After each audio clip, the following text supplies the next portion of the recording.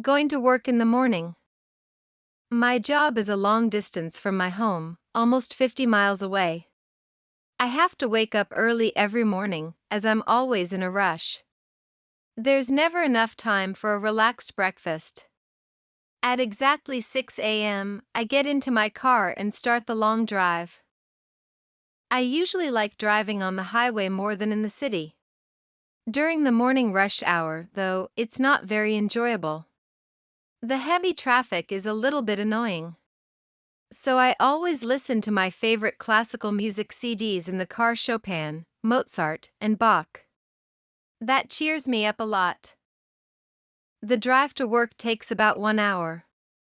Going back home in the evening after work takes even longer, maybe around 70 minutes. Lately I've been thinking about trying to take the train to work instead of driving. That way, I could still listen to my music with headphones and even read a novel at the same time. Did you understand the text? It's time to answer the questions.